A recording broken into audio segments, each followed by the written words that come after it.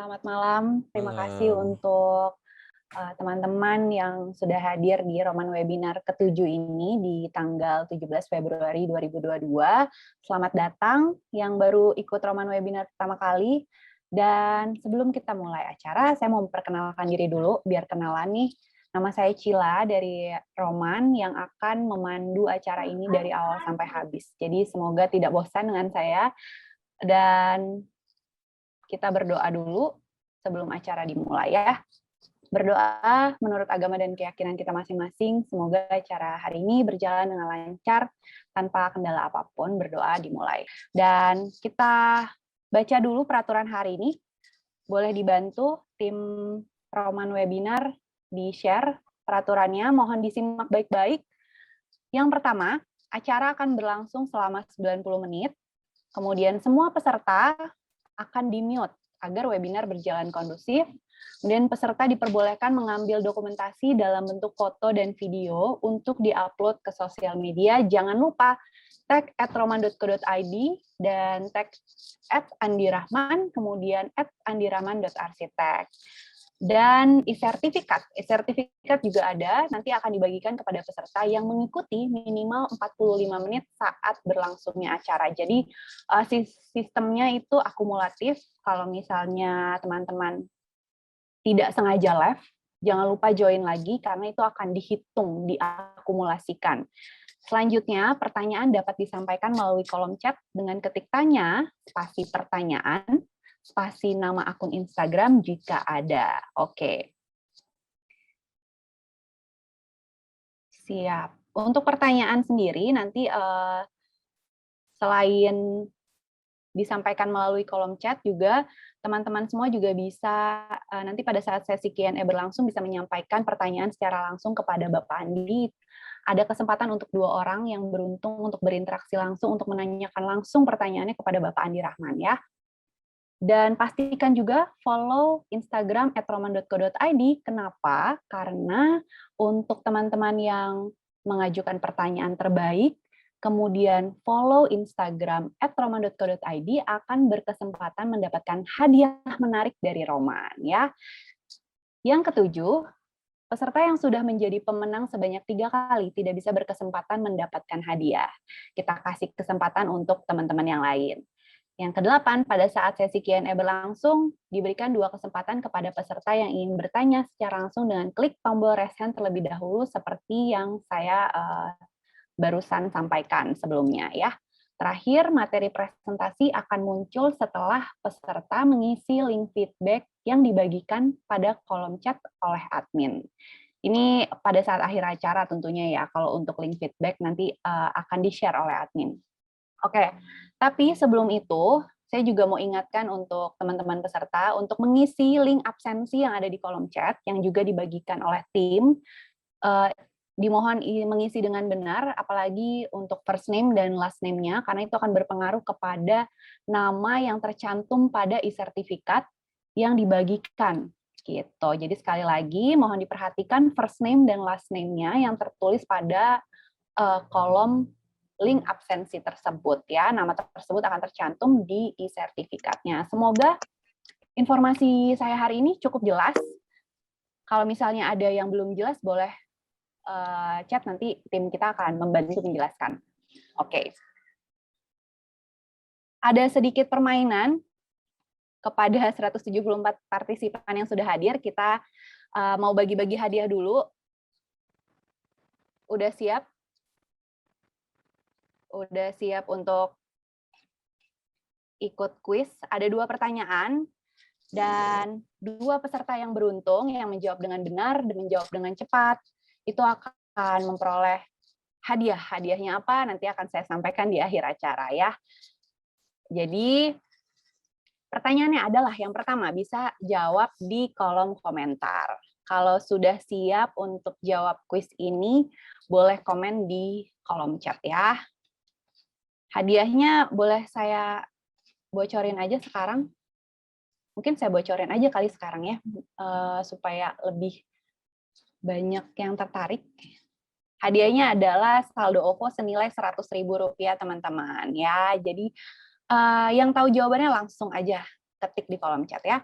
Pertanyaan yang pertama. Sebutkan 2 lokasi showroom House of Roman yang ada di Indonesia. Sebutkan 2 lokasi showroom House of Roman yang ada di Indonesia. Iya, sambil kita menunggu Pak Andi Rahman siap-siap. Karena Pak Andi Rahman sepertinya sudah siap, saya coba ajak untuk start video. Ya, semua ngerti harus ditekankan. Iya, untuk semua.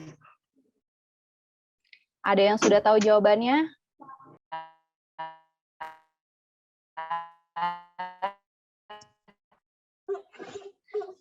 Oke, pertanyaan kedua. Baru-baru ini, Roman Granit mengeluarkan produk ubin lantai antibakterial. Ada yang udah pernah dengar? Kalau yang udah pernah dengar pasti tahu nih. Yang dapat membunuh bakteri dan virus hingga 99,9%. Pertanyaannya adalah, apakah nama kategori produk tersebut? Sekali lagi saya ulang, apakah nama kategori produk dari Roman Granit yang memiliki teknologi antibakterial yang mampu membunuh kuman dan virus hingga 99,9%. Boleh komen di bawah, yang tercepat, yang benar, berkesempatan mendapatkan hadiah. Oke. Terima kasih yang sudah ikutan kuis hari ini. Dan saya mau undang Bapak Andi Rahman hari ini untuk join, untuk menyalakan videonya. Saya mau sapa dulu Pak Andi Rahman. Mantap. Iya. Oke Pak Andi, senang banget sudah bisa mengisi di acara Roman Webinar ini untuk waktunya. Dan banyak sekali yang antusias nih, sekarang aja udah 211 orang yang hadir, yang udah join. Kenapa sih kita mau mengadakan Roman Webinar ini? Tujuannya adalah untuk memberikan wadah untuk teman-teman dari profesional ataupun mahasiswa di bidang arsitek atau desain interior juga bisa saling berkumpul, kemudian juga untuk diskusi, sharing informasi, dan dapetin inspirasi di sini. Semoga acara ini bisa terus bermanfaat untuk teman-teman semuanya ya. Bapak Andi Rahman dikenal sebagai salah satu founder Andi Rahman Arsitek bersama Bapak Abdi Manaf. Andi Rahman Arsitek ini berdiri sejak 2006, tidak lama setelah Pak Andi Rahman lulus dari Institut Teknologi 10 November, betul ya Pak? Iya Mbak, betul. Iya, mantap. Nah mungkin yang sudah hadir peserta di sini, ada yang dari Institut Teknologi 10 November, bisa absen di kolom komen, atau alumninya juga ada, boleh juga tegur sapa di kolom komen ya. Dan ada 4 buku yang Bapak Andi Rahman sudah terbitkan, ini di luar buku yang terakhir ya Pak ya. Ada Contemporary Surabaya Arsitektur Volume 1, Arsitek dalam Konteks di tahun 2016, ditulis bersama Anas Hidayat dan Gayuh Budi Utomo. Kemudian ada Nata Bata, Ngekos, dan yang terbaru ini adalah Mudakir. Gitu. Buku terbaru dari Bapak Andi Rahman yang katanya nih kalau kemarin saya dengar dari Pak Andi Rahman, ini adalah rahasia dapur dari perjalanan karir dari Pak Andi Rahman. Dan karyanya ini dikenal juga secara nasional internasional. Beberapa penghargaan internasional diantaranya Architizer A+ Awards, kemudian World Architecture Festival di Berlin, finalis Art Dailies Building of the Year 2018, 2019, 2020, dan 2021. Kemudian dalam karya Pak Andi Rahman juga kita bisa lihat bahwa setiap karya-karyanya juga identik dengan eksplorasi material-material Nusantara yang sangat-sangat inovatif ya, dan yang pastinya bisa menginspirasi kita semua. Dan hari ini Pak Andi Rahman sendiri yang akan membagikan materi tersebut. Tanpa berlama-lama lagi, saya mau menyerahkan waktu dan tempat kepada Pak Andi Rahman. Silakan ya Pak. Baik, terima kasih banyak Mbak Cila. Terima kasih banyak Roman yang sudah memberi saya kesempatan ya untuk berbagi pada malam hari ini. Ini saya izin share screen. Ya, Assalamualaikum warahmatullahi wabarakatuh.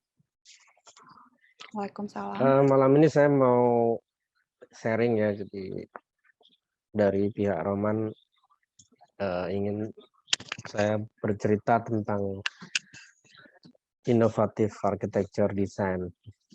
Tapi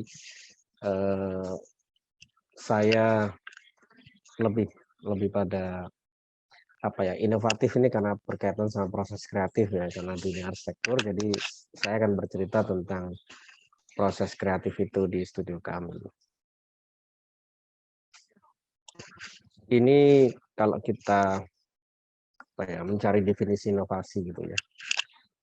Ada salah satu buku yang terkenal yang ditulis oleh Richard Luke yang mencoba mendefinisikan apa itu inovasi. Jadi menurut dia, inovasi adalah suatu proses untuk mewujudkan, mengkombinasikan atau mematangkan suatu pengetahuan atau gagasan ide yang kemudian disesuaikan guna mendapat nilai baru suatu produk atau karya. Kalau di dalam arsitektur ya karya ya, lebih karya. Jadi ya, ini sebenarnya bukan inovasi itu bukan membuat sesuatu yang baru, bukan, tapi lebih pada pengembangannya. Jadi mengembangkan apa yang sudah ada gitu ya. Dalam proses arsitektur pun juga demikian. Jadi kita tidak mencipta ya, tapi mengubah gitu. Nah, ini saya sebenarnya lebih apa ya, sharing ya. Jadi pada malam hari ini ini bukan suatu formula atau resep ya, atau saya menggurui teman-teman sekalian, tapi lebih pada saya berbagi satu pendekatan yang kami lakukan di studio kami.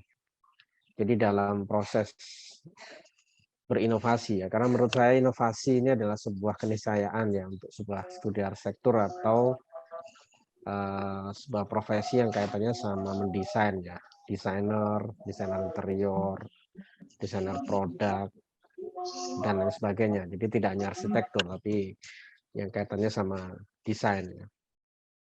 Nah, yang kami lakukan karena ini juga salah satu prinsip kami ya. Jadi inovasi itu wajib hukumnya ya di studio kami supaya kami bisa berkompetisi gitu ya. Supaya kami juga terus berkembang. Kami tidak ingin karya kami berhenti pada satu titik, tapi terus berkembang dan berkembang. Jadi kami terus berinovasi gitu ya. Berinovasi caranya adalah dengan belajar, kemudian berani mencoba. Belajar ini dari banyak hal ya, dari buku, dari internet, dari kami mengunjungi karya-karya arsitektur yang kami anggap itu karya yang baik, karya yang bagus, yang baik ya. Berdiskusi dengan teman-teman arsitek, mengikuti webinar, kemudian bereksperimen dengan tukang-tukang kita, berkolaborasi dengan banyak ahli, tidak hanya di bidang arsitektur tapi di bidang banyak bidang gitu ya. Lalu kami mencoba itu gitu ya, apa yang sudah ilmu yang kami dapat itu kami coba secara step by step ya. Dari hal yang paling kecil kita coba implementasikan, kita coba, kemudian kita evaluasi, kemudian berulang lagi ya, karena mencoba itu bisa jadi tidak berhasil di proses yang pertama, tapi bisa yang kedua, yang ketiga dan seterusnya. Tapi kami selalu mencoba itu. Oh ternyata ini kurang begini ya, harusnya begini. Jadi kita kembangkan lagi gitu ya, sampai itu berhasil. Dan setelah itu kami selalu berbagi. Jadi apa yang kami sudah pelajari tersebut itu kami berbagi ya setelah itu ya. Jadi karena bagi kami ilmu itu sebuah amanah dan harus kita selain kita amalkan juga kita bagikan ya supaya benar-benar bermanfaat gitu ya. Jadi kami tidak ingin ilmu itu hanya bermanfaat untuk kami tapi harus bermanfaat untuk orang banyak. Jadi kita rahasia kami itu tidak punya rahasia ya. Jadi apapun yang kami dapat, ilmu yang kami dapat selalu kami bagikan. Karena kami tidak ingin nanti ketika ya kita sudah tidak ada, rahasia ilmu tersebut mati bersama kita itu ya. Itu menurut saya sangat sayang ya. Jadi harusnya ilmu itu harus bisa dikembangkan dan diteruskan oleh generasi setelah kita. Ini adalah proses kreatif kami ya di studio kami. Jadi kami memulai cara pendekatan kami ada banyak hal. Jadi ada 5 hal yang mempengaruhi desain kami sebenarnya. Jadi desain kami itu tidak memakai pendekatan metafora atau apa simbol gitu ya, tidak. Jadi kita lebih pada merespon. Jadi arsitektur yang apa ya, rasional, merespon. Jadi tidak dibuat-buat lah. Kita pengennya itu begitu ya. Arsitektur yang memang dibuat karena ada tujuannya ya, ada fungsinya, ada kegunaannya. Ide atau proses kreatif itu bisa dari kontekstualitas. Jadi arsitektur kita selalu berusaha untuk kontekstual gitu ya, kontekstual. Jadi dia dibangun di mana ya dia harus merespon itu gitu ya.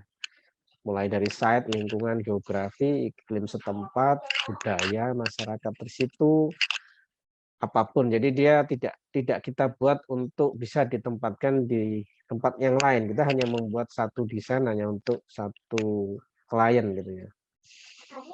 Kemudian yang kedua adalah klien. Jadi klien ini selalu kami jadikan sebagai partner. Jadi banyak sekali ide itu yang berkembang justru dari klien ya, karena klien ini kalau ketika kita posisikan sebagai partner maka desainnya sangat spesifik ya, karena hanya kita buat untuk dia. Jadi seperti butik ya. Jadi memesan baju kepada desainer, kemudian dibikin oleh sebuah butik yang hanya dibuat khusus untuk orang itu. Jadi ukurannya pas, warnanya juga sesuai dengan karakter si pemilik, nyaman dipakai, dan itu tidak bisa ketika dipakai orang lain belum tentu pas gitu. Jadi klien itu bagian dari partner. Jadi kami selalu ketika proyek datang, kita mencoba memposisikan mereka sebagai partner kami. Kami minta mereka untuk membantu kita membuat data tentang material di situ, tukang-tukang di situ, kemudian pengrajin material di situ, kemudian apa yang mereka inginkan baru kita mulai proses desain. Lalu tentang material lokal dan tukang lokal. Jadi ini menurut kita penting ya. Jadi bagaimana kita berupaya untuk tetap meskipun kita tidak bisa menolak kemajuan zaman, material-material modern yang juga kita pakai di proyek-proyek kami, tapi kami selalu berupaya supaya material lokal dan tukang lokal itu kita libatkan ya. Supaya ketika nanti proyek itu sudah selesai dan ditempati oleh klien, maka ketika ada perawatan itu lebih mudah karena materialnya didapat dari situ dan tukang yang mengerjakan dari situ gitu ya. Lalu arsitektur kita selalu berakar pada arsitektur Nusantara. Tapi di sisi yang lain kita berusaha menjawab tantangan zaman. Jadi arsitektur Nusantara kontemporer lah bahasa mudahnya seperti itu ya. Jadi kita selalu menggali tentang kecerdasan Nusantara, kemudian itu kita coba kembangkan di proyek-proyek kami untuk menghasilkan sesuatu karya yang baru, tapi sebenarnya itu dari kita sendiri gitu ya, dari nenek moyang kita sendiri. Kemudian karya kami juga sebenarnya spirit yang kami pelajari dari nenek moyang kita ya. Jadi ketukangan, jadi craftsmanship, customized, kemudian handmade. Jadi karya kami berupaya untuk kekriaannya itu kuat, kemudian dia hanya dibikin untuk proyek itu saja dan dibikin oleh pengrajin gitu ya, sehingga ada satu value yang sebenarnya menurut kami, menurut pandangan kami, itulah kekuatan arsitektur kita gitu ya. Dan yang terakhir adalah tentang pendekatan riset yang kami lakukan. Jadi kami sering apa ya, melakukan riset-riset tapi risetnya studio ya, bukan. Jadi bisa jadi berbeda dengan riset yang dilakukan oleh dunia kampus atau pendidikan. Jadi riset-riset kami lebih pada riset yang nantinya akan kami implementasikan di proyek-proyek kami yang akan datang gitu ya. Jadi kita membuat sebuah penelitian apapun itu ya, tentang tektonika, tentang sustainable architecture, tentang sel arsitektur, merancang arsitektur mulai dari selnya, sehingga yang kami riset adalah sel-sel itu, kemudian tentang ruang yang manusiawi, arsitektur yang memanusiakan manusia, dan lain sebagainya. Jadi kita mencoba meriset itu, membuat riset-riset itu yang tujuannya adalah nanti untuk kita implementasikan di proyek-proyek kita. Gitu ya. Nah, dari kelima hal ini ya, tentunya selain ini juga ada banyak, cuman ini yang menurut kami yang paling kuat ya. Kami coba sharing ya pada malam hari ini beberapa proyek kami yang pendekatannya memakai ini gitu ya. Ini adalah proyek kami rumah kos. Mudah-mudahan yang sering ikut sharing saya tidak bosan gitu ya. Jadi komplek rumah kos Keputih jilid 1 sampai 6 ini ya. Jadi saya mau bercerita tentang jilid 2 dan jilid 6. Nanti juga ada jilid 4, 5. Jadi ini yang kita coba mempelajari arsitektur Nusantara ya ketika sebelum mendesain proyek ini waktu itu ya. Bagaimana sih sebenarnya orang Indonesia bertinggal, kemudian bagaimana sebenarnya karakter kita ya. Karena kita ini orang tropis, arsitekturnya adalah arsitektur yang terbuka gitu ya, kemudian selalu punya ruang komunal gitu ya. Kita coba teliti beberapa rumah tradisional yang ada di Indonesia, kemudian dari penelitian itu sebenarnya banyak sekali yang kita dapat, tidak hanya tentang berhuni, tapi juga tentang tektonika, tentang craftsmanship, tentang banyak hal gitu ya, tentang respon iklim dan lain sebagainya. Tapi coba kami terapkan satu ya yang selain dinding bernafas, selain itu gitu ya, itu tentang bagaimana kami mengusahakan memasukkan sebuah ruang komunal yang menjadi ciri khas arsitektur Nusantara, sektor kita ya, di rumah-rumah kita, ke dalam proyek kami yang rumah kos gitu ya. Karena kami berupaya membuat sebuah rumah kos yang sederhana tapi dia manusiawi gitu ya. Mencoba menstimulus fitrah kita sebagai orang Nusantara gitu ya, dengan memberi ruang komunal ini gitu ya, ruang komunal di lantai 1 dan lantai 3. Kenapa itu penting? Karena menurut kami rumah kos ini kan ditempati tidak hanya beberapa bulan ya, tapi minimal kan kalau dia kerasan di situ kan bisa 4 tahun ya kalau kuliahnya lancar. Bahkan bisa lebih ya, karena pengalaman kami mahasiswa yang dulu ngekos di sini pertama kali masuk, dia masih mahasiswa baru gitu ya. Dia itu baru keluar dari kos-kosan ini itu setelah menikah gitu ya. Karena menikah itu. Dia kerja pun masih ngekos di situ, sehingga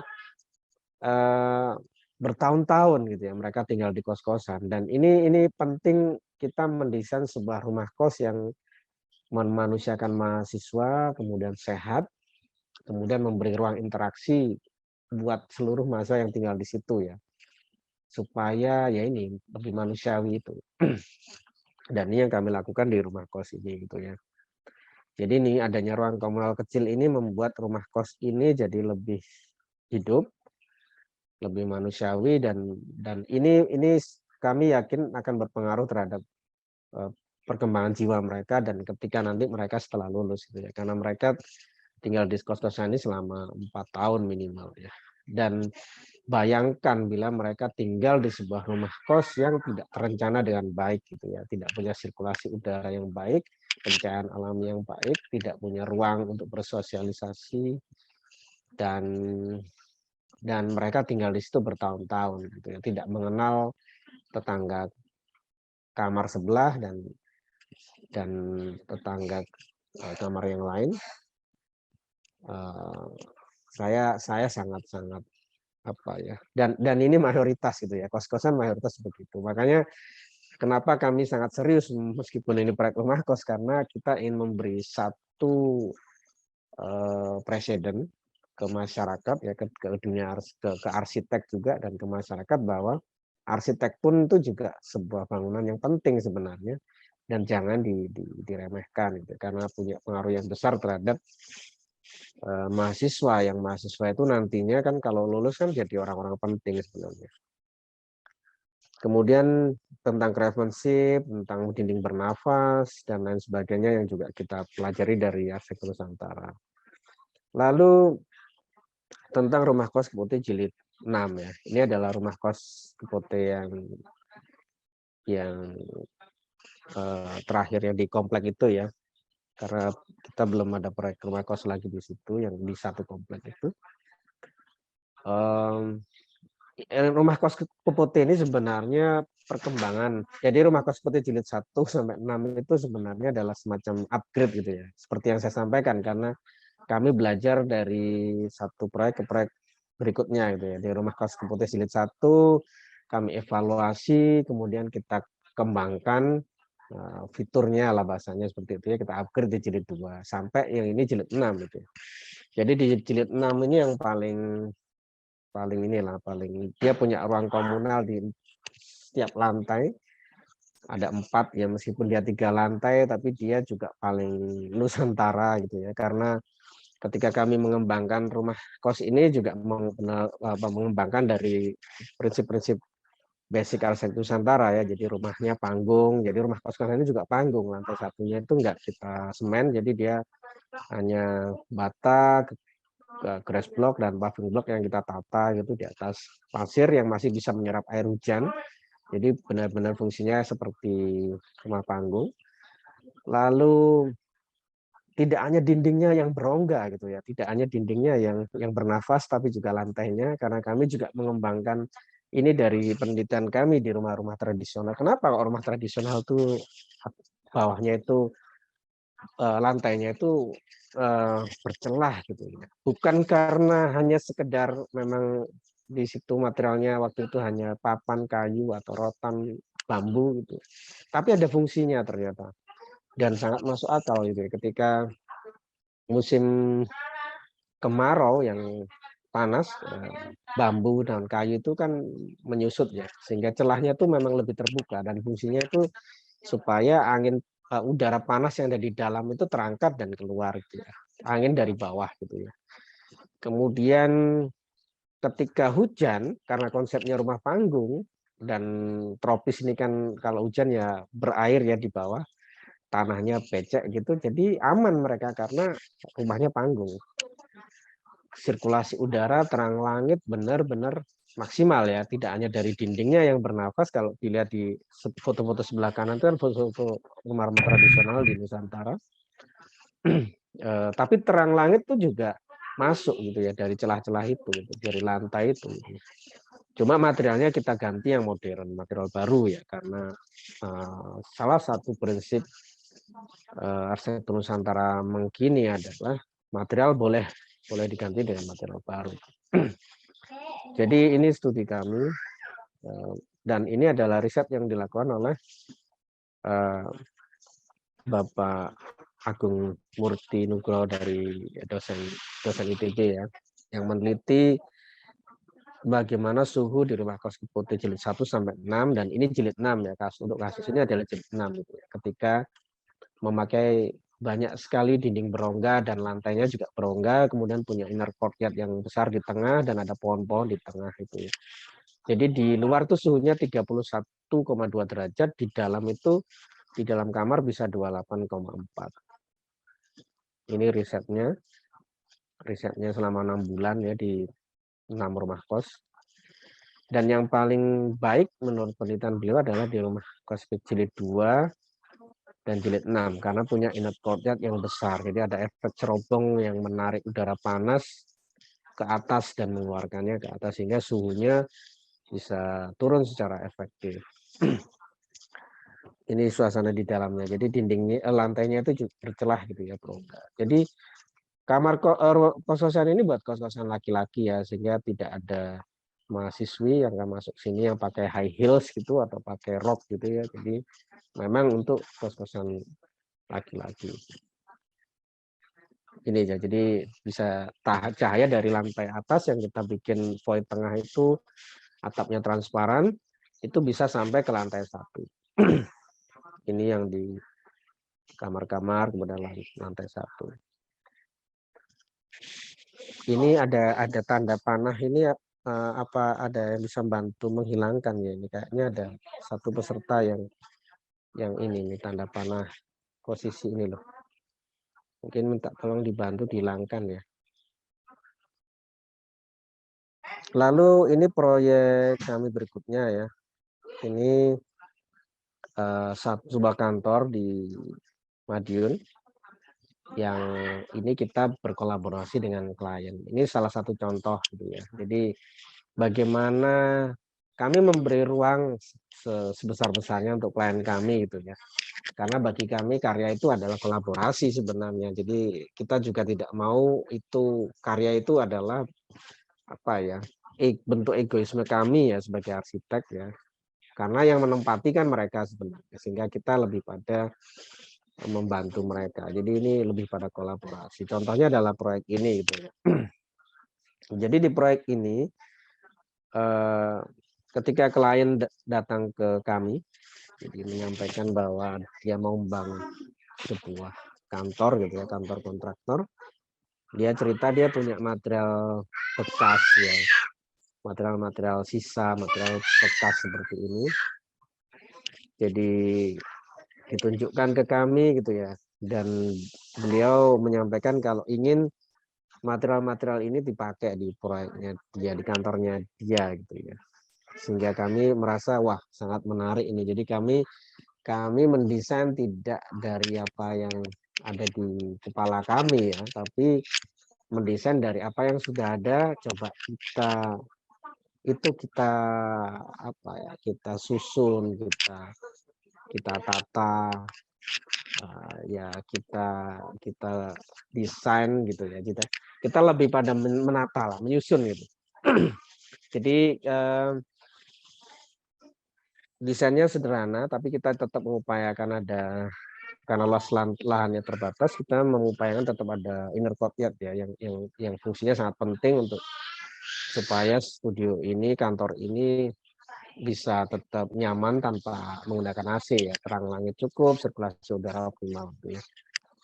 Desainnya tetap modern, jadi desainnya adalah kontemporer tetap. Jadi kita pengen desainnya orang melihat ini sebagai sesuatu yang baru, meskipun mereka masih mengenali bahwa itu material-material lama gitu ya. Loh ini kan gebyok, yang pintu gebyok yang ada di rumah kakek saya, ini pintu-pintu jendela juga yang ada di rumah nenek saya gitu. Karena memang ini di Madiun ya, dan banyak sekali material lama didapat di situ dengan mudah ya. Yang sebenarnya itu memang sisa-sisa bongkaran yang klien saya merasa sayang sekali kalau itu dibuang gitu ya. Ini jadinya, jadi apa,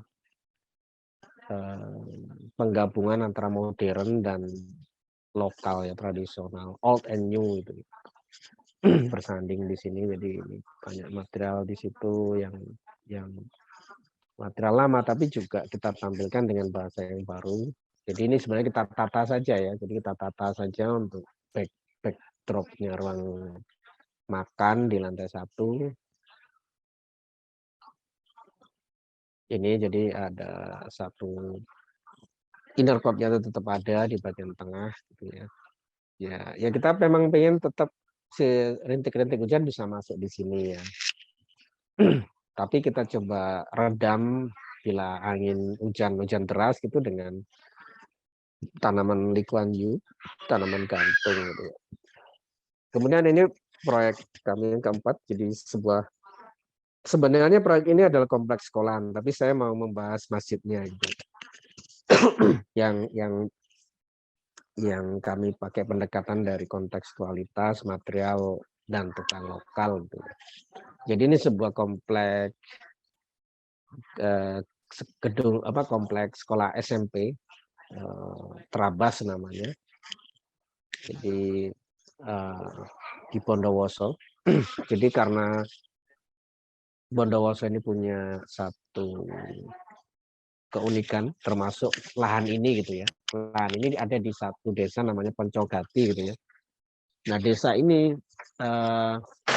penghasil bambu, salah satu desa yang menjadi penghasil bambu cukup besar di Bondowoso, banyak sekali pengrajin bambu di situ. Kemudian kita juga mencoba berdiskusi dengan masyarakat di situ gitu ya. Kira-kira di situ material yang melimpah apa aja ya. Ada batu kali karena memang dekat sungai juga, kemudian bambu tadi, bambu paling mudah didapat, pengrajinnya juga banyak. Kemudian bata lokal ya, karena di depan lokasi itu ada pengrajin bata itu ya, bata bakar. Kemudian juga kita mencoba pengen, karena sekolah ini kan sekolah yang berbeda dengan sekolah pada umumnya, jadi enviropreneur, jadi sekolah alam plus mencetak siswanya itu sebagai pengusaha gitu ya. Sehingga pendekatan sustainable itu salah satu yang paling relevan dengan konsep sekolahnya sendiri gitu ya. Sehingga kita juga mencoba berkolaborasi dengan Python dan Rekabrick untuk membuat bata interlock yang dari material fly ash bottom ash gitu ya. Jadi sisa pembakaran batu bara di Python yang memang materialnya sangat melimpah gitu ya, sangat banyak. Lalu karena setnya juga berkontur, selisihnya sampai 2 meter ya, dari yang paling tinggi di depan sampai yang di belakang, maka kami merancang sekolah ini dengan konsep panggung gitu ya. Jadi kita tidak usah menguruk karena ini peta konturnya ya. Karena kalau menguruk itu, untuk menguruk saja bisa butuh dana 1 miliar ya. Padahal 1 miliar itu bisa untuk membangun satu gedung sekolah gitu ya. Sehingga kami usulkan ya biarkan saja airnya itu mengalir kalau hujan. Jadi seperti ini ya simulasinya. Ya air hujan ya nggak apa-apa dari tinggi ke rendah gitu. Tapi sekolahnya nggak ada masalah karena dia panggung. Dan karena itu tadi alasannya adalah ketika menguruk untuk menyamakan levelnya itu butuh dana yang sangat besar, sehingga akhirnya mereka setuju dan sekolah ini memakai material utamanya adalah bambu, kemudian masjidnya juga demikian ya. Masjidnya ini posisi masjidnya. Jadi kita memakai material bambu ini ya, bambu-bambu yang ada di situ. Kemudian batanya itu bata fly ash bottom ash. Ini konsep materialnya, memakai material utama bambu. Kita melibatkan pengrajin lokal di situ juga ya, supaya nanti kalau terjadi maintenance ya mudah karena mereka yang akan membantu kita gitu ya.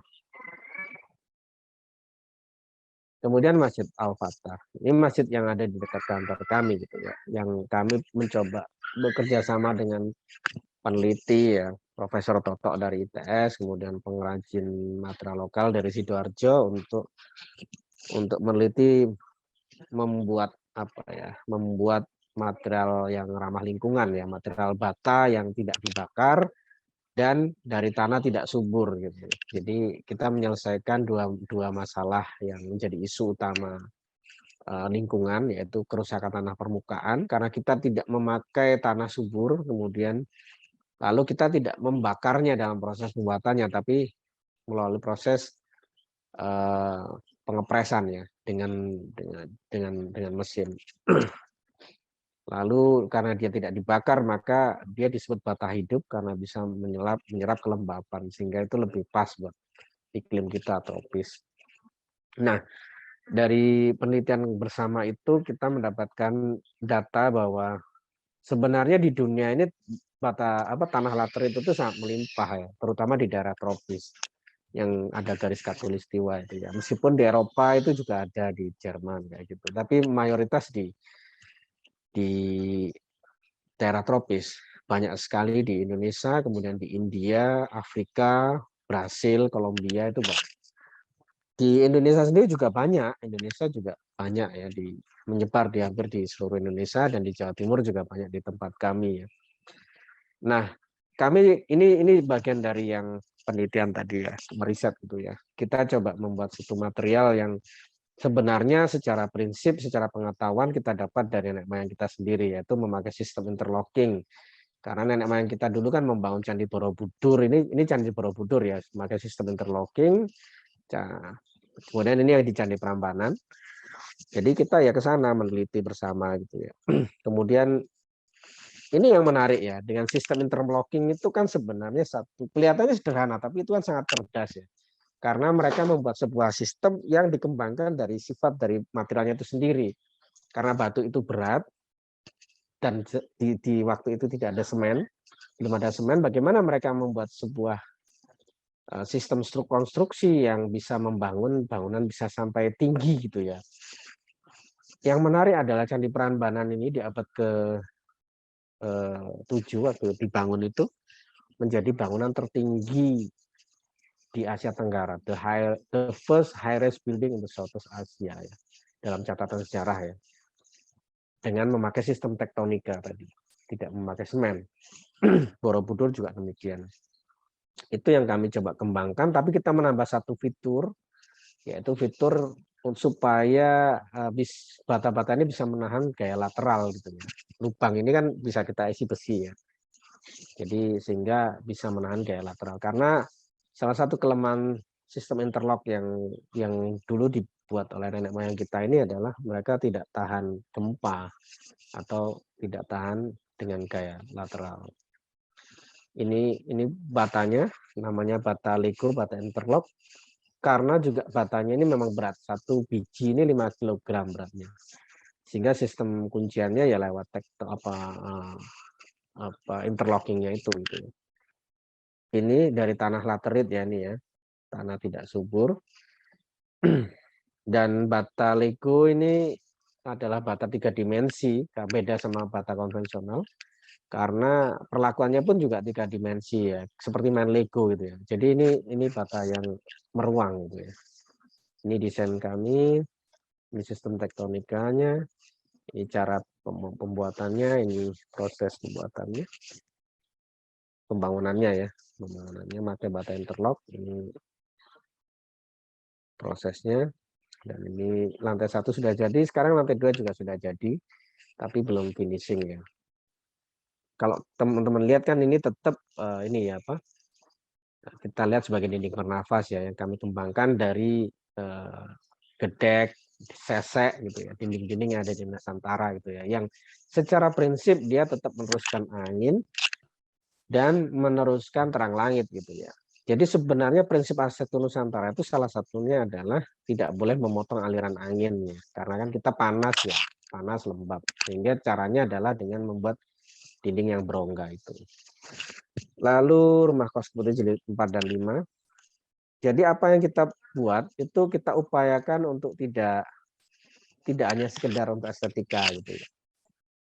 Tidak hanya sekedar pengen wah atau pengen wow atau pengen wah ini material apa ini ya, tidak. Jadi kita lebih pada yang pertama adalah ya alasan fungsi ya, alasan fungsi. Jadi salah satunya adalah contohnya proyek ini. Jadi kenapa kita memakai bata ringan? Karena rumah kos Keputih jilid 4 dan 5 ini dibangun 3 lantai.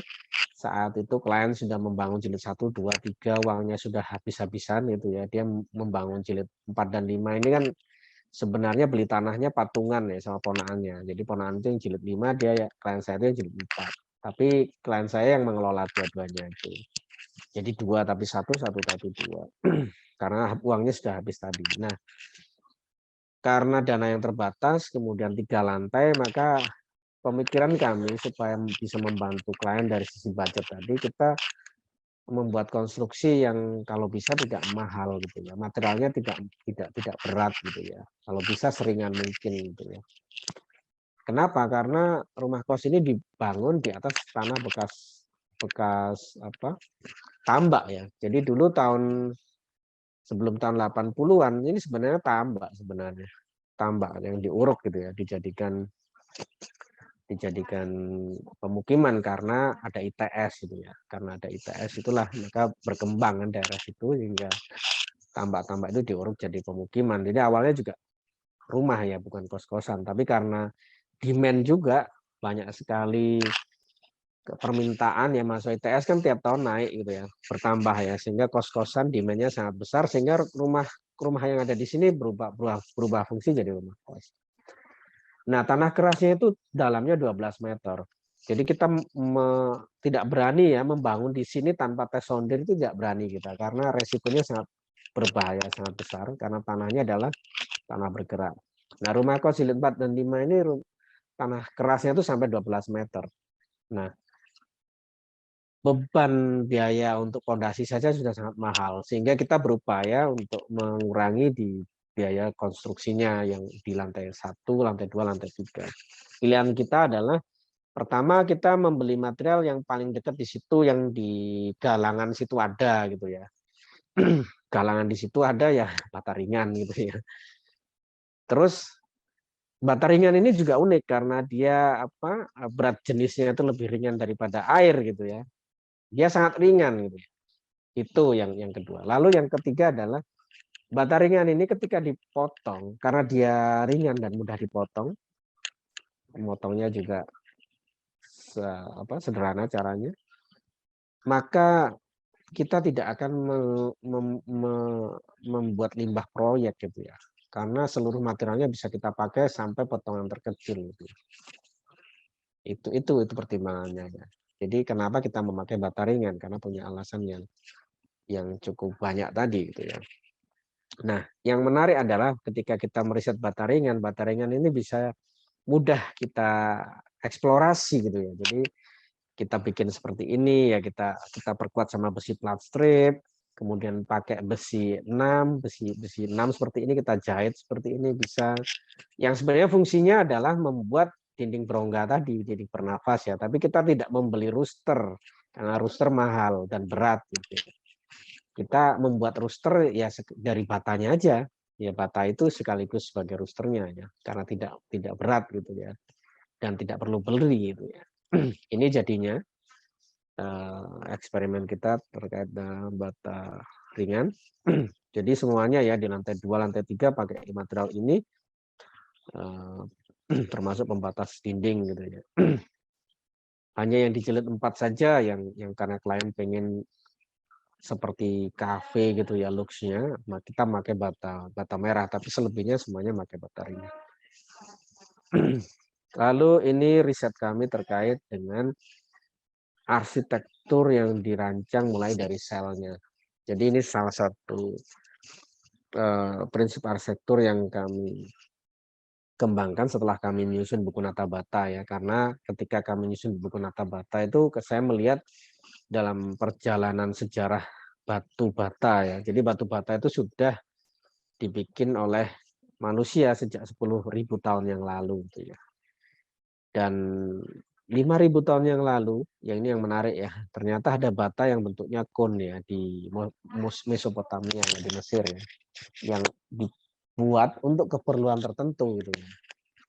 Sehingga saya kepikiran begini waktu itu, loh ternyata bata itu sebenarnya bisa didesain ya untuk tujuan tertentu ya. Tidak hanya kotak gitu ya bata itu ya.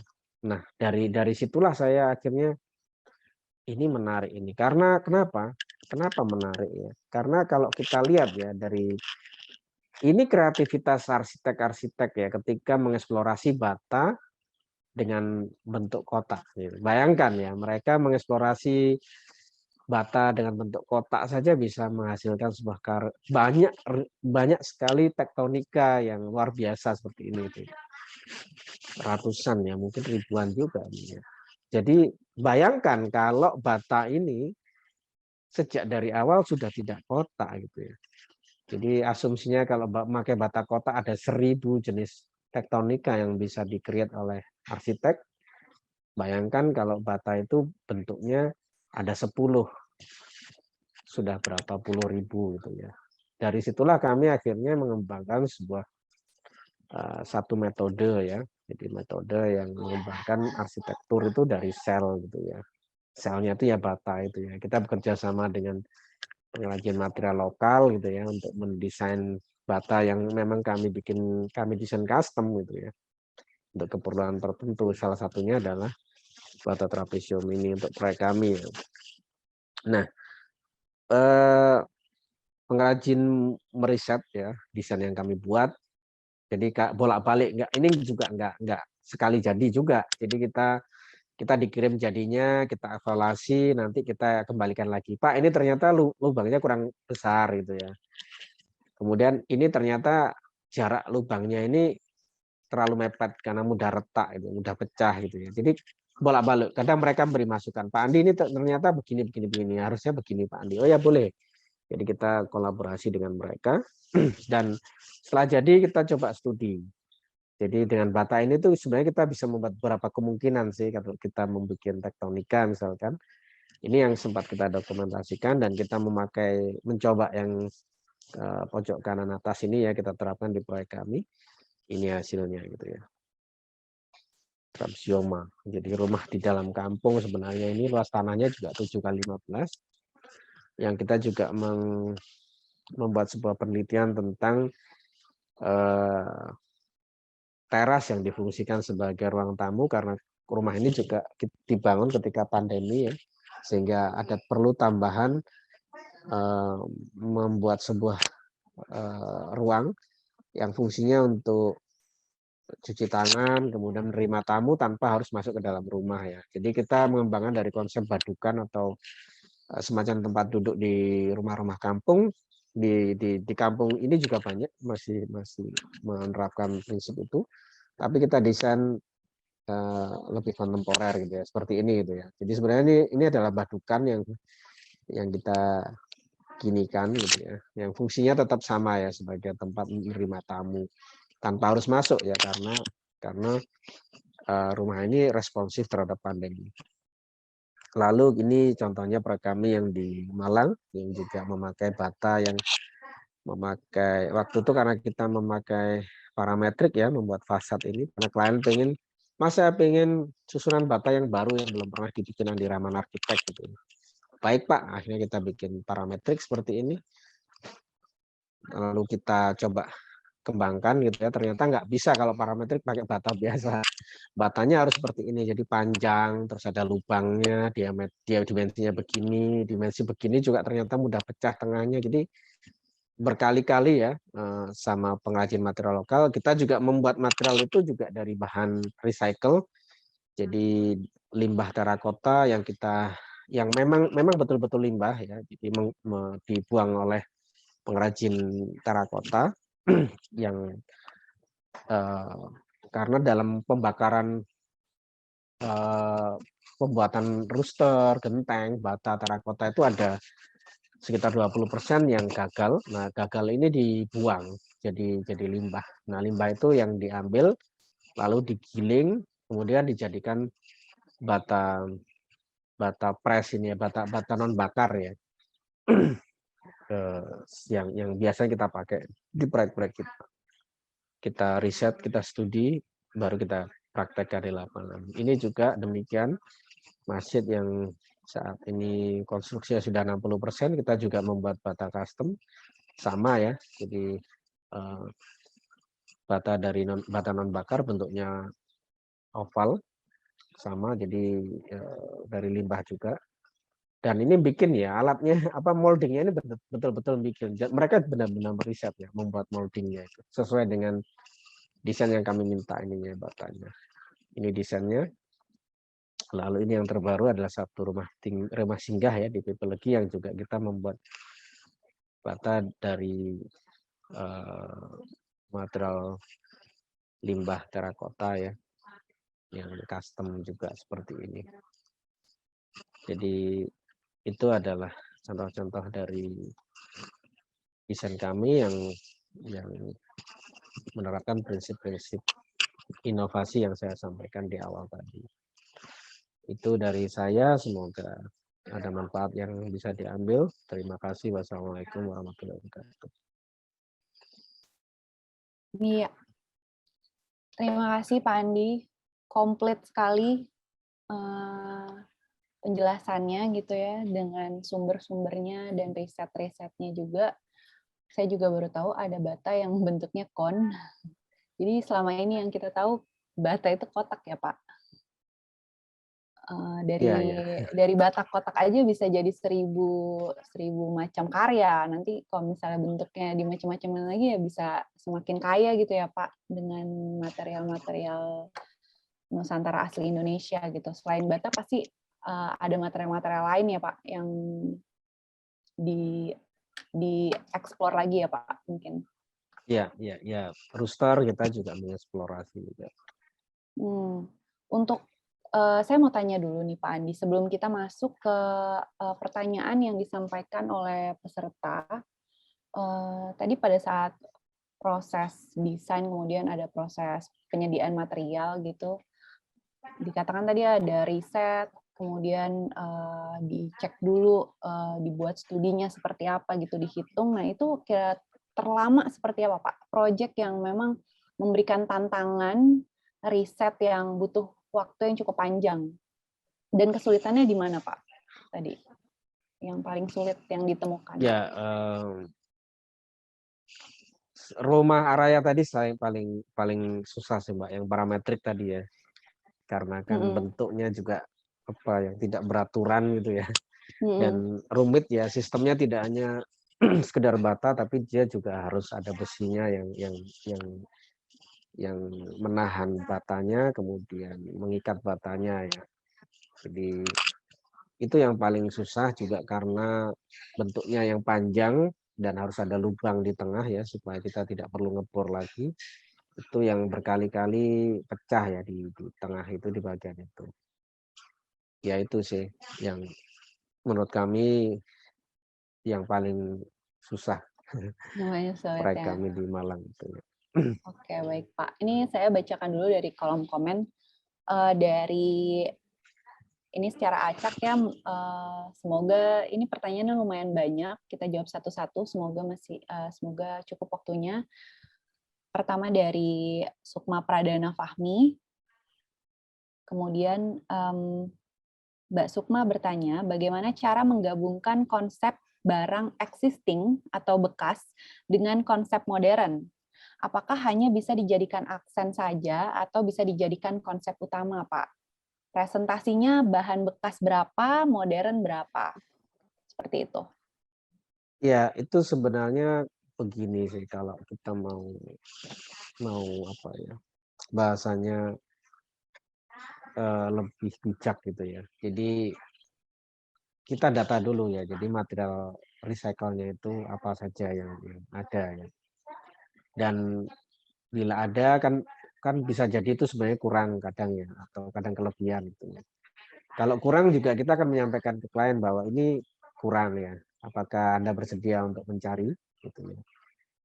Kalau mereka bersedia ya itu akan sangat membantu kita ya, karena untuk memperkuat konsep tadi sama seperti yang proyek kami yang di Madiun tadi. Jadi klien sangat senang dan dia benar-benar mencari ya. Jadi dia sampai hunting ke beberapa tempat gitu ya untuk melengkapi yang kurang tadi, sehingga itu bahasanya kayak mosaik gitu ya. Puzzle-puzzlenya itu bisa tersusun secara pas. Jadi seperti itu. Jadi itu sangat kontekstual, tergantung material yang ada ya. Dan kadang juga sangat menarik ya, seperti proyek yang sedang berjalan sekarang sama Bapak Andi Mapajaya di Surabaya, revitalisasi makam gitu ya. Yang itu juga materialnya dari joglo. Jadi joglonya itu ya kita rakit ulang gitu ya, karena joglonya memang dijual gitu ya oleh keluarga yang memang sudah tidak dipakai, terus kita coba fungsikan ya daripada nanti itu dijadikan kayu bakar atau apa ya, akhirnya kita beli gitu, terus kita jadikan material di proyek itu justru boleh dibilang 80% materialnya bekas semua.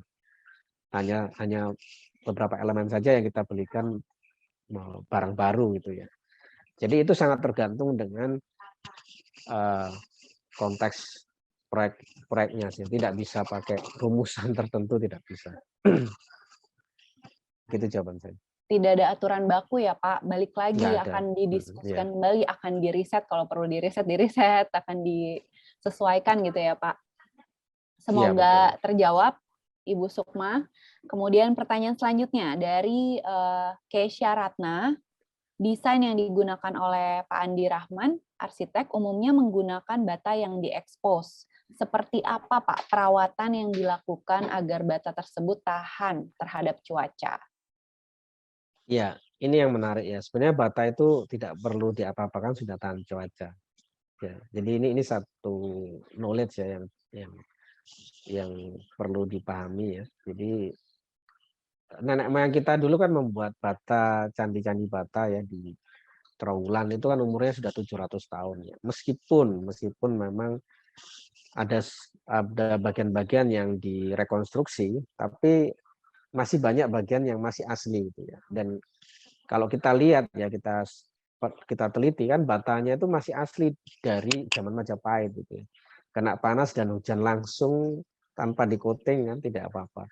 Bahkan beberapa candi yang fungsinya sebagai pemandian kayak Candi Tikus itu kan ratusan tahun terendam air, tidak hancur. Tetap bagus, tetap kuat gitu ya. Itu menunjukkan bahwa sebenarnya bata itu nggak perlu diapa-apakan. Justru kalau di-coating itu malah kurang tepat. Karena kenapa? Karena bata itu kan dalam proses pembuatannya kan dibakar dalam suhu 1200 derajat Celcius 2 hari 2 malam ya. Itu yang membuat bata itu punya satu sifat yang unik, yaitu porositasnya sangat tinggi. Sehingga kalau kena hujan ya, dia itu cepat menyerap air, tapi dia juga sangat cepat melepas air gitu ya. Nah, ketika itu di-coating, ini biasanya ya kalau di-coating, justru jamur itu tumbuh di dalam batanya ya, jadi putih-putih gitu ya. Karena terjebak di dalam bata kelembapannya itu. Tapi kalau nggak di-coating, justru dia air yang masuk diserap, habis itu dikeluarkan lagi. Nggak apa-apa malah. Jadi begitu sih. Jadi kalau kami sebenarnya tidak pernah menguting bata-bata yang kami expose. Tapi memang untuk beberapa klien tertentu memaksa, saya mau di coatingnya nggak apa-apa, tapi kita sampaikan konsekuensinya. Begitu sih. Iya, baik. Selanjutnya Pak, untuk pertanyaan selanjutnya dari Brian Wiranata. Bagaimana Pak cara merawat bambu? Karena tadi ada proyek yang menggunakan bambu ya selain bata ya. Di awal tadi di sekolah alam itu menggunakan material bambu. Karena meskipun diberikan anti rayap, bahkan dilakukan beberapa treatment seperti dikeringkan, tapi dalam jangka waktu kurang lebih 1 tahun, bambu akan banyak rayap dan dalamnya jadi kopong. Alhasil mengganti bambu lagi di setiap tahunnya. Nah, apakah ada perawatan khusus, Pak? Ya, sebenarnya saya juga masih belajar ya. Cuman saya pernah ikut kuliahnya Pak Singgih gitu ya. Pak Singgih kan juga mengembangkan material bambu ya. Pak Eko juga. Jadi bambu itu punya sifat sebenarnya ya. Dan itu yang memang paham itu memang tukang atau ahli bambu, tukang bambu yang memang benar-benar punya ilmu tentang bambu ya.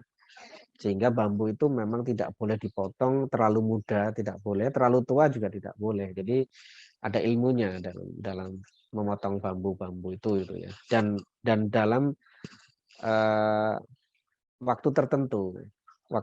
Jadi bulan purnama atau apa gitu. Jadi itu kaitannya sama apa? Ketika glukosa yang ada di dalam bambu itu paling sedikit gitu ya. Karena yang dimakan totor itu sebenarnya glukosanya itu. Lalu bambu juga ditreatment memang, direndam di air dengan posisi terbalik selama 6 bulan minimal atau bisa sampai 2 tahun ya kalau mau kualitas yang sangat baik.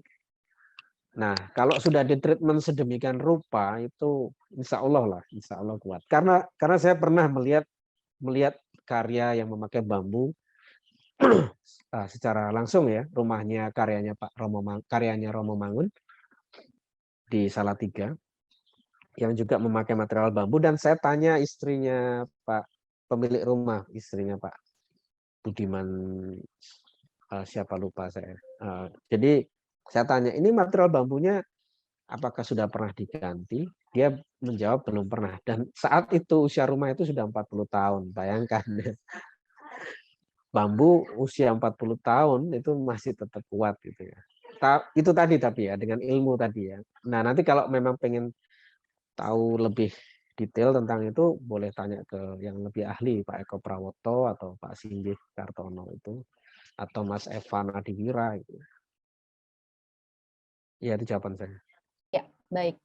Memang kalau misalnya memilih material juga kebanyakan, makanya yang bertanya itu bagaimana umur ketahanannya seperti apa, seberapa lama, bagaimana cara merawatnya, memang itu jadi concern juga ya untuk beberapa pengguna gitu, atau yang menciptakan proyeknya gitu, desainnya. Nah, selanjutnya saya coba sampaikan pertanyaan dari Shirley Dita Aprilia. Izin bertanya, Pak Andi Rahman, bagaimana cara mengatasi hembusan angin yang besar bercampur air hujan yang masuk ke dalam ruangan ketika menggunakan konsep desain dinding bernafas? Baik, jadi secondary skin itu memang ada beberapa tipe ya. Ada yang memang dia tipenya sebagai secondary skin, tapi dia bukan dinding utama ya, bukan dinding yang sebenarnya, karena dia sebenarnya sebagai itu tadi peredam angin, tapi terang langit masih masuk ya. Tapi view dari luar itu jadi aman gitu ya. Jadi lebih aman dari pandangan luar gitu ya. Tapi di dalamnya dia tetap punya dinding, jadi tetap punya jendela atau pintu ya. Biasanya kalau kami di desain kami, kalau yang konsep begitu, itu pakai jendela-jendela lebar yang bisa dibuka penuh ya. Jadi kalau nggak hujan ya jendela itu dibuka pivot kayak seperti itu ya, dibuka semua saja. Jadi nggak usah ditutup ya, sehingga kan anginnya jadi optimal, terang langit jadi optimal. Nah, ketika hujan angin tinggal ditutup jendela-jendela tadi. Itu konsep pertama. Kemudian konsep kedua yang kadang juga kita tidak memakai kaca tadi atau pintu-pintu kaca yang di balik secondary skin, tapi kita semua secondary skin yang kami rancang selalu punya ruang tampias namanya.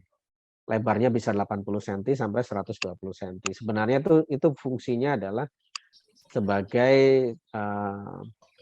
peredam kalau hujan angin itu sebenarnya ya tampias itu nggak bisa kita halau sebenarnya karena airnya kan horizontal ya, tapi bisa kita kurangi.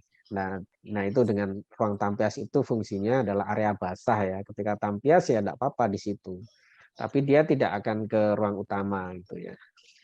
Jadi bisa dengan metode itu, atau kalau memang ada beberapa klien kita yang masih tidak mau ya, karena masih ada sedikit basah itu tidak mau, kita beri kasa nyamuk di bagian belakang ya, di dalam bagian dalam ya. Kasa nyamuk itu kita desain custom, tapi jadi kita desain custom, jadi kayak nggak kelihatan ya, dari luar tuh nggak kelihatan karena desainnya custom berdasarkan dimensi dari rooster itu ya, kelipatan rooster itu yang bisa ke knockdown. Jadi kalau 6 bulan kotor ya tinggal dilepas, dicuci, dipasang lagi. Jadi banyak sih caranya. Begitu jawaban saya. Oke. Dari Ibu Shirley, semoga jelas. Nah, sekarang saya mau beralih dulu. Kalau misalnya ada yang mau mengajukan pertanyaan secara langsung, Pak Andi boleh ya kasih kesempatan ya untuk peserta Ya, boleh. ngobrol Silakan. langsung sama Pak Andi Rahman. Ayo, ya. boleh raise hand. Saya sampai lupa. Raise hand, klik tombol raise hand. Jadi nanti akan saya bukakan aksesnya untuk di-unmute dan bisa disampaikan pertanyaannya ya. Mungkin bisa dilihat sekarang bagaimana ada yang mau bertanya secara langsung, boleh raise hand. Dari Pak Hendra Yahya. Oke, Pak Hendra Yahya, saya kasih kesempatan. Ask to unmute, boleh di-unmute dulu. Boleh diperkenalkan dulu dirinya, dari mana. Selamat malam, saya Hendra dari Jakarta. Selamat malam, Pak. Oh ya, selamat malam Pak Andi. Malam, Pak Hendra. Saya ingin bertanya ini, tadi saya lihat rumah kosnya itu banyak ruang komunal gitu ya. Ini kan Iya, iya, kalau betul. dari segi profit klien tuh mengurangi kamar kosnya tuh biasanya bagaimana tuh tanggapan owner biasanya? Dan juga Ya, apakah ya, ya, ya. biasanya apakah mereka Ya, protes atau bagaimana tuh? Atau solusinya ya, gimana ya, kalau ya. protes? Ya, ya. Dari segi Ya, ya, bisnis ya Pak ya, dari segi Ya bisnis betul. ini ya. Ya. pertanyaan yang sangat menarik. Terima Ya, kasih ya, Pak ya, Andi. betul. Ya, terima kasih Pak pertanyaannya. Pertanyaan sangat menarik dan sangat betul sekali. Ya, ini saya berbagi pengalaman ya, berbagi cerita tentang bagaimana dulu kami merancang rumah kos Keputih Jilid 2, karena sebenarnya kasus itu baru muncul di rumah kos Keputih Jilid 2, karena di Jilid 1 ruang komunalnya itu masih tidak terlalu besar gitu ya, karena kita juga masih penjajakan juga sama klien. Nah, ketika di Jilid 2 dengan kasus yang lahan terbatas 8x15, kemudian klien itu sebenarnya memang sudah menyampaikan dari awal kalau dari perhitungan BEP mereka itu mereka minimal harus punya 12 kamar. Minimal 12 kamar gitu ya. Nah, desain kami itu sebenarnya sudah dapat 13 kamar gitu ya.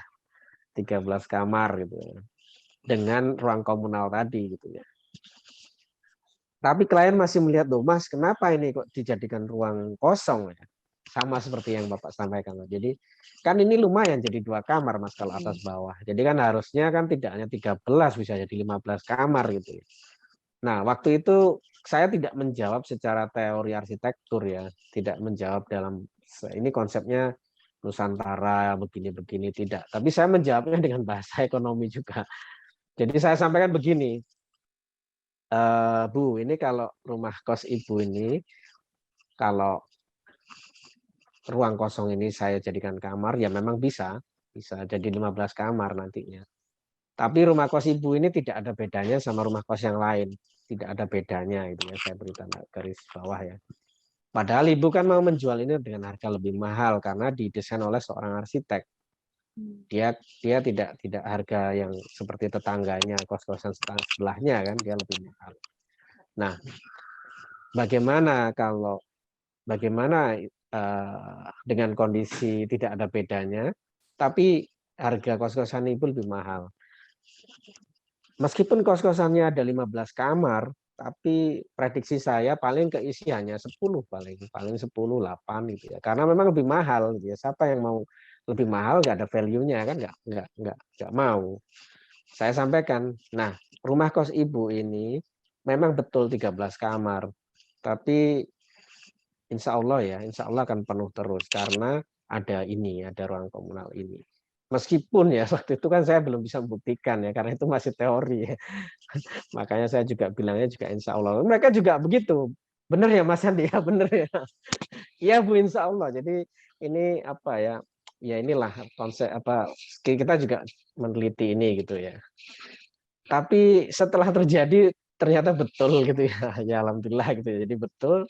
Jadi kos-kosan itu benar-benar full book terus. Jadi kalau mau ngekos di situ harus inden. Jadi harus inden, dan indennya itu bisa sampai belasan ya, bisa sampai puluhan. Sehingga makanya itu yang membuat akhirnya bikin kos-kosan lagi gitu ya. Karena yang inden banyak akhirnya bikin lagi, yang inden banyak bikin lagi. Jadi semua kos-kosan yang kami desain itu semuanya harus inden gitu ya. Begitu sih Pak. Jadi memang kita harus kadang ya harus berani gitu ya. Berani menyampaikan bahwa ya begini, tapi bahasanya itu harus ini ya, cerdik lah itu ya. Cerdik lah. Karena saya yakin kalau saya ngomong bahasa arsitektur loh, ini konsepnya arsitektur Nusantara, nanti begini mereka nggak akan peduli itu loh. Saya nggak butuh itu, saya butuhnya kan ini BEP-nya cepat balik. Gitu ya Pak ya. Semoga menjawab Pak ya. Ya, terima kasih Pak Andi, jawabannya sangat cerdas. Terima kasih. Oke, Pak Hendra, terima kasih pertanyaannya. Kita lanjut ke pertanyaan selanjutnya. Masih ada yang raise hand. Kita kasih kesempatan 1 orang dulu sebelum kita kembali ke chat. boleh dibukakan aksesnya untuk Pak Muhammad Reski. Untuk Pak Muhammad Reski, saya buka ya Pak, akses unmute. Iya, terima Silakan kasih. Pak. Oke, bismillahirrahmanirrahim. Assalamualaikum warahmatullahi wabarakatuh. Perkenalkan, Waalaikumsalam warahmatullahi wabarakatuh. saya dari Kendari, Pak. Saya mahasiswa di Universitas Muslim Indonesia. Yang saya ingin tanyakan tadi, ada yang masih menyangkut dalam pemikiran saya ini, Pak. Rasa ingin tahu saya mengenai bahan yang Bapak gunakan seperti bata custom. Bagaimana sistem pengaplikasian bata custom ini sebelum kepada bangunan, Pak? Jadi bagaimana caranya kita mendesain mungkin ya, Pak? Dan bahan seperti apa yang perlu kita pakai dalam bata ini, Pak? Ya, oke. Memang ini adalah satu proses yang panjang sebenarnya. Jadi kita memulai dari langkah paling awal ya, dulu itu kita membuat tidak membuat bata custom dulu. Jadi kita membuat mengembangkan dari bata yang sudah ada ya. Jadi ya bata press MRH yang biasanya kita pakai itu sebelum memakai bata custom itu kan, karena bata press MRH itu kan dijual umum di Jawa Timur ya, di Sidoarjo, di Surabaya itu tiap galangan itu menjual itu ya. Dan memang kualitasnya bagus karena bata itu memakai tanah dari Trawulan, dari Mojosari di daerah Majapahit itu ya, di yang punya kandungan tanah yang memang berbeda ya. Makanya batanya itu ulet dan kuat dan tidak ada masalah di expose ya. Batanya itu dipotong, nggak pecah, dibor nggak pecah itu ya. Kita memulainya dari situ dulu, Pak. Jadi kita tidak memulai dari custom dulu. Jadi kita mulai dari situ. Setelah itu berhasil ya, kita menerapkan itu berhasil. Kita punya satu metode yang sederhana sebenarnya. Riset itu kita coba di pagar rumah biasanya. Jadi kita membuat, misalkan kita mau bikin tektonika baru gitu ya, kita akan menguji cobanya itu dengan mendesainnya, mengaplikasikan untuk pagar ya. Karena pagar resikonya paling kecil ya, jadi tingginya nggak terlalu, kemudian dimensinya nggak terlalu banyak gitu ya. Nah, ketika pagar itu berhasil, kita sudah memahami sistemnya. Jadi begini ternyata sistem tektonika ini yang paling pas begini. Dan riset itu harus sama pelaksana ya, harus sama tukang ya. Karena tukang yang memahami sifat karakter ya, karena dia yang memegang itu, yang benar-benar persentuhan langsung gitu ya. Nah, dari situ kalau berhasil kita akan mengembangkan. Jadi kita akan bikin sebagai dinding, bikin sebagai secondary skin, atau bikin untuk aksen apa, atau bahkan untuk seperti Omah Boto kan hampir keseluruhan itu kan tektonika bata. Nah, dari situ kemudian berkembang lagi, kita mencari partner pengrajin material lokal sebenarnya. Jadi ada nggak sih pengrajin yang mau mensupport kita dengan, kalau kita mendesain bata sendiri itu kan seperti yang saya bilang tadi kan, ketika menyusun buku nata bata itu kan baru kepikiran gitu. Sebenarnya sebelumnya saya juga nggak kepikiran gitu ya. Setelah menyusun buku nata bata itu baru kepikiran, terus mencari partner gitu ya. Ya susah juga awalnya, jadi nggak langsung ketemu, susah juga sampai akhirnya ketemu itu kan beberapa partner kami pengrajin material lokal yang intinya kalau kita mendesain satu material bata atau rooster baru, mereka siap memproduksi itu. Dan setiap kali kita menyelesaikan satu proyek dengan desain custom bata yang kami buat, kami mempersilahkan mereka menjual itu ke pasaran. Jadi siapapun boleh membeli material itu. Arsitek manapun, arsitek siapapun boleh memakainya.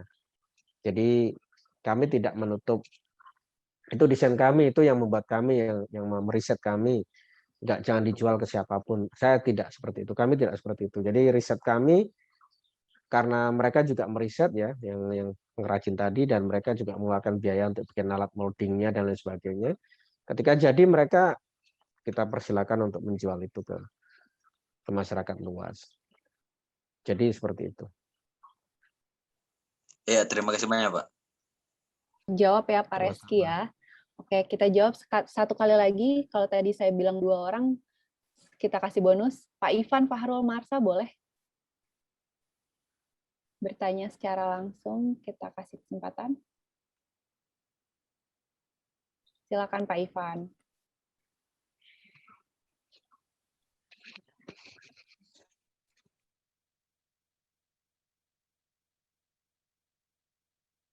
Halo Pak Ivan? Pak Ivan aman? Pak Ivan jadi bertanya? Halo, Ya, halo, selamat malam. saya malam. Ya, Oh ya, silakan Pak. oh ya, untuk Pandi. Ya, Tadi saya lihat Pak. itu ada proses inovasinya, itu kan ada 5 item. Terus sini saya lihat ini yang poin 2-nya, satu desain untuk satu klien dan sesuai dengan karakter pengguna. Saya perhatikan di setiap desain bangunan Bapak ini, hampir saya lihat malah lebih ke karakter si arsiteknya, bukan lari ke mungkin karakter si punya owner ini, hostnya. Apakah memang sebelum desain ini ada konsultasi dengan owner, bagaimana karakteristik desainnya sesuai karakter pemilik, atau apakah karakter arsiteknya ini yang dituangkan dalam desain, begitu? Karena hampir saya lihat semua, bisa dibilang ya mirip semua sih, satu karakter begitu. Iya. Terus yang kedua Pak, kalau kita tahu kan namanya bata itu walaupun dipres mungkin ada beberapa tahun itu, apakah tidak berlumut begitu Pak? Berlumut atau ada pori-porinya? Mungkin itu Pak. Ya, terima kasih Mas. Ini sangat menarik ya. Sangat jeli gitu ya. Jadi yang dimaksud apa ya? Satu desain untuk satu klien itu ini bukan gaya ya, bukan signature ya. Kalau signature kan ya memang saya ya begitu arsitektur saya. Tapi silakan diperhatikan, tidak pernah sekalipun kita mengulang desainnya, desain yang sama untuk klien yang berbeda.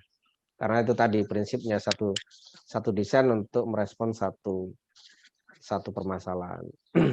Jadi bukan style ya. Kalau stylenya ya memang itu style kami, Andi Rahman Arsitek ya begitu. Kami tidak akan pernah membuat arsitektur klasik. Jadi gitu ya. Ya pasti.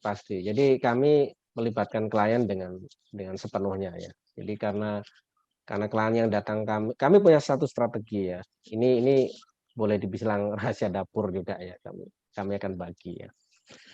Tiap arsitek punya satu kecenderungan, itu yang membuat arsitek A dan B tidak akan pernah sama ya. Jadi karena kecenderungan ini bila diasah secara konsisten, secara terus-menerus, maka itu akan menjadi karakter dia. Jadi Andra Matin, Yusing, Yori Antar nggak akan pernah sama karena mereka punya kecenderungan sendiri-sendiri. Mereka punya karakter sendiri-sendiri. Nah, itu juga dengan kami. Jadi kami juga tidak mau mendesain proyek yang secara hati kami tidak srek gitu ya. Kami tidak srek secara hati ya sudah, kami lebih baik di desain arsitek yang lain saja. Jadi makanya kami tidak pernah menerima proyek yang arsitektur klasik gitu, arsitektur Eropa, kita nggak pernah. Kita lebih menyarankan jangan pakai kita karena memang kita tidak ahli di situ. Kita tidak ahli di situ ya. Lebih baik pakai yang ahli yang lain. Nah, untuk mendrive itu karena di awal dulu kan proyek itu macam-macam, kita tidak bisa menolak karena kita juga butuh survive gitu ya. Tapi semakin ke sini kan kita semakin apa ya? Ketika branding kita sudah cukup kuat gitu ya.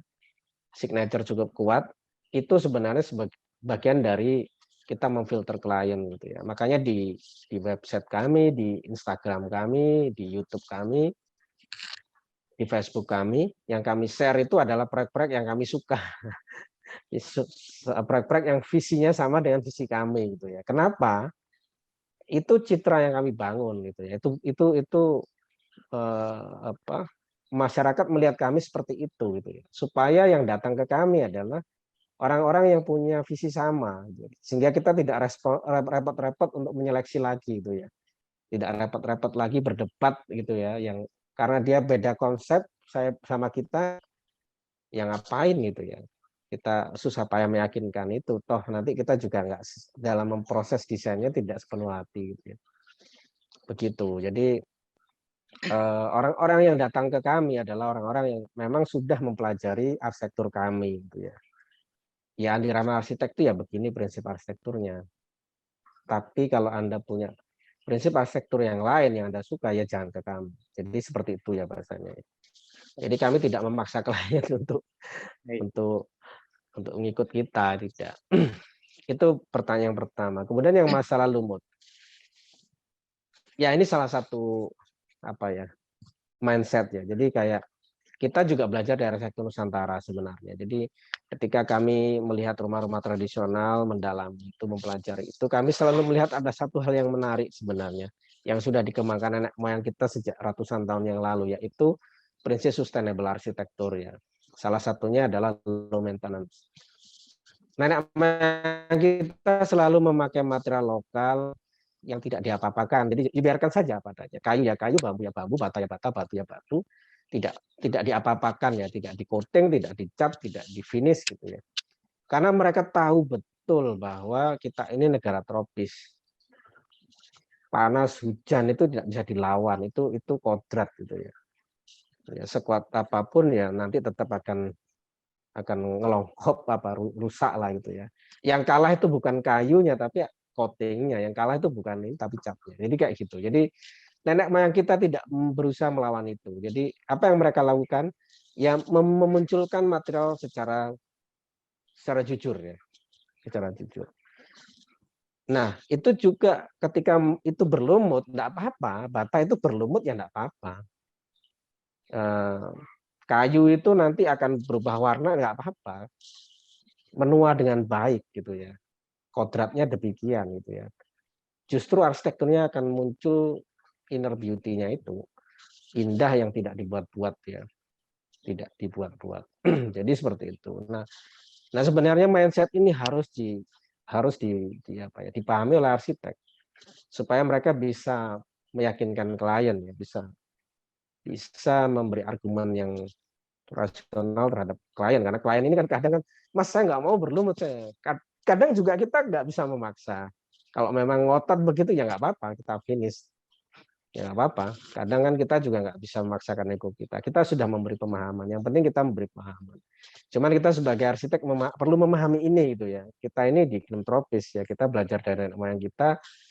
Ya material itu biarkan saja menua dengan baik. Karena apa? Tidak perlu di maintain. Jadi low maintenance gitu ya. Ya biarkan berlumut. Berlumut semakin eksotis. Ya begitu ya. Oh, iya.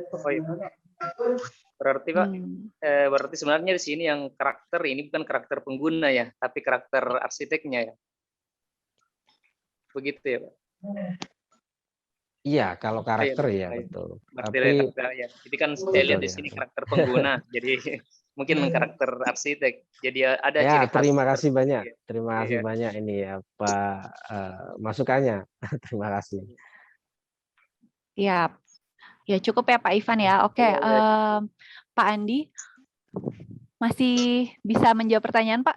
Masih dikasih waktu untuk menjawab 2 pertanyaan lagi mungkin? Oke, kasih kesempatan 2 pertanyaan dari kolom chat ya Pak ya. Kalau gitu kita akan jawab pertanyaan dari Agung Satria Permana. Mungkin apa saja? Ini sepertinya udah dijawab yang tadi, kita cari yang lain. Hamka Ismail, bagaimana mensiasati penggunaan material berbahan dasar dari alam pada desain seiring tuntutan pelestarian dan sustainable lingkungan, gimana nih Pak? Ya, ini pertanyaan menarik juga. Ini juga satu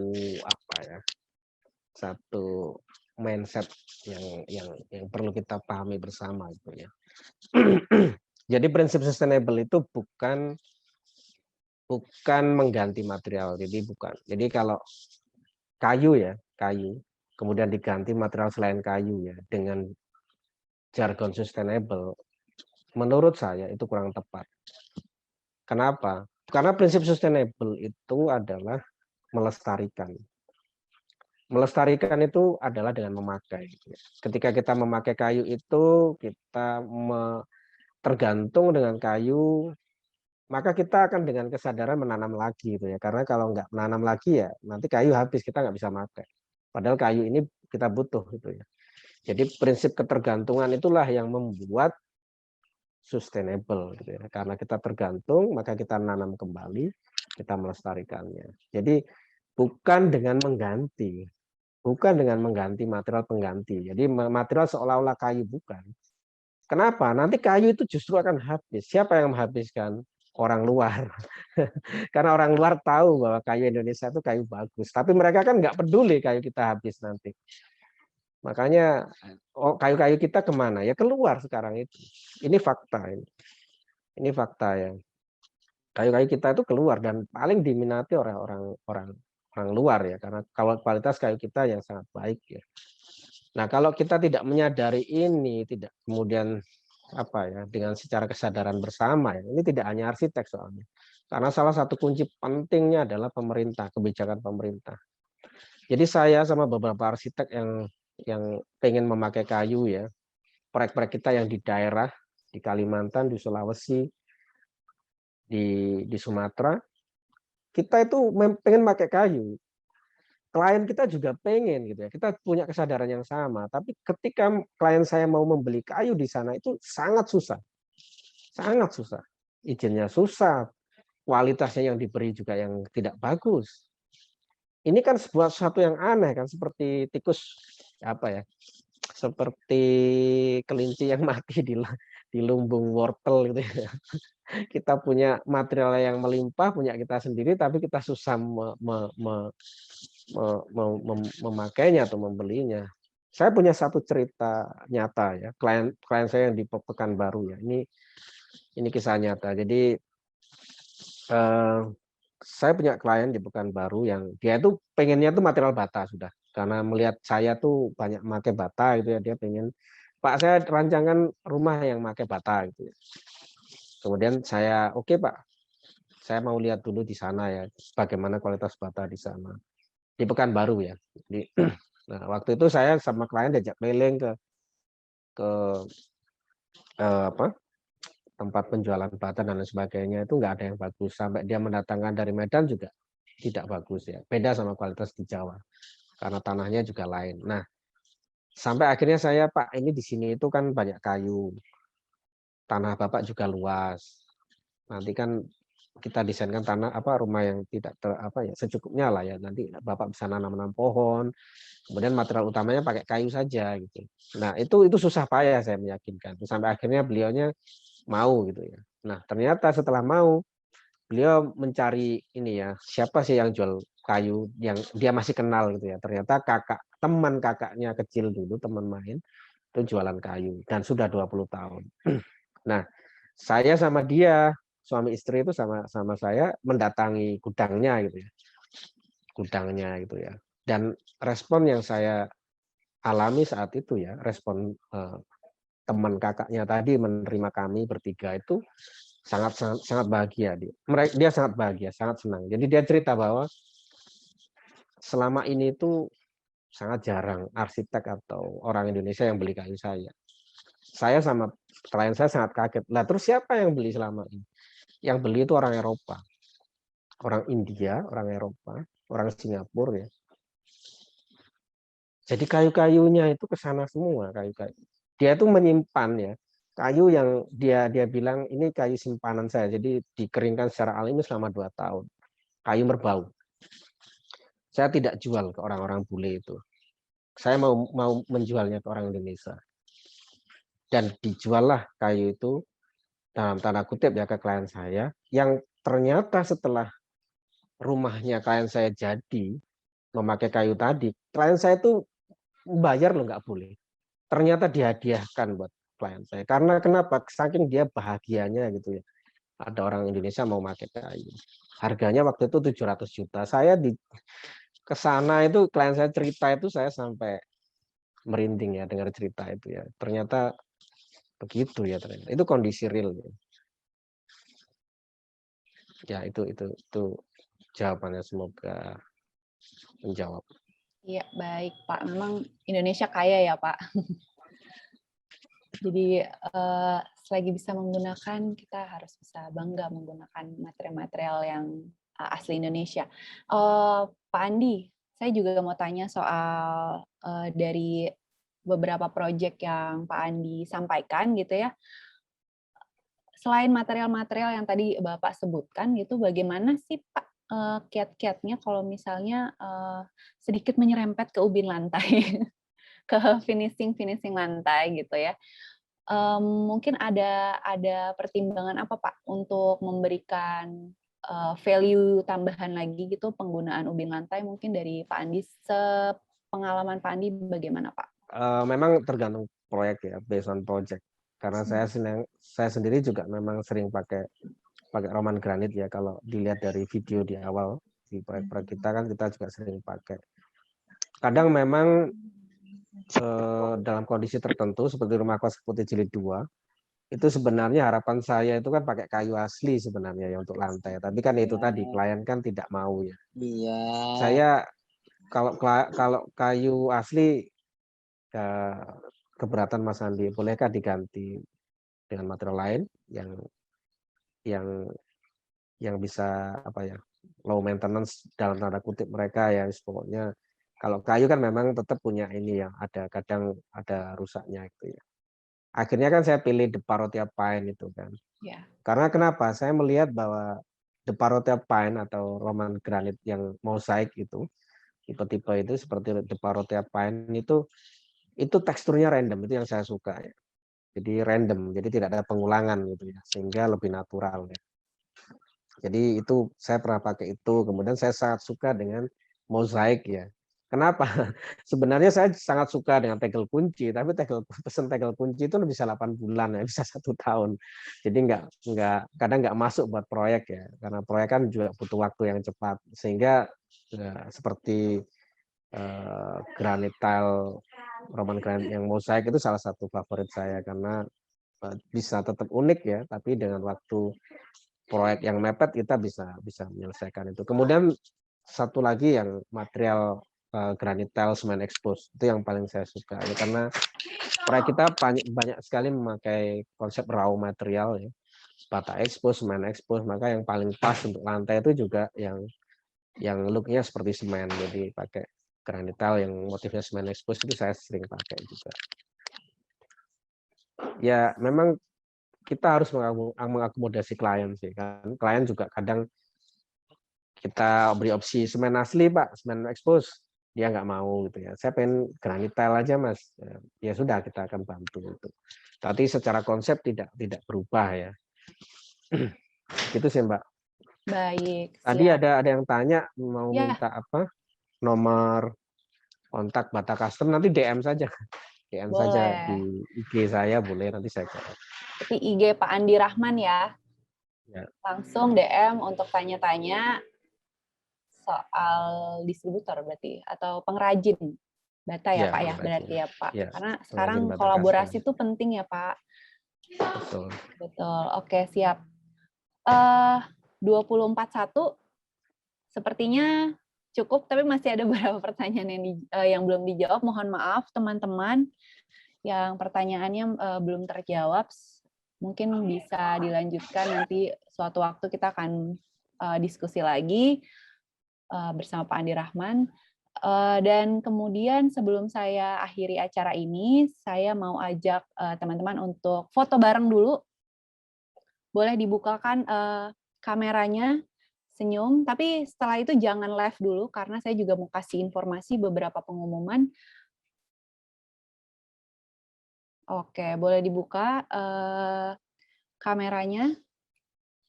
Ya, kita boleh senyum. 1, 2, 3.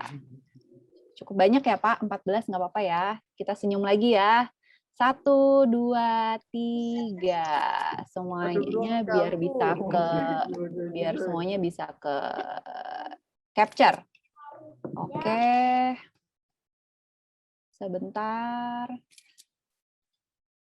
Karena antusiasnya juga banyak hari ini yang masih mengikuti sampai larut malam. Terima kasih untuk teman-teman Oke, siap. Ini saya Baik. dari tadi terdistract sama background-nya Pak Tito Praditya ini ya. Oke, kenapa Background-nya tuh, Pak? Yang mana background-nya ya? bergerak-gerak.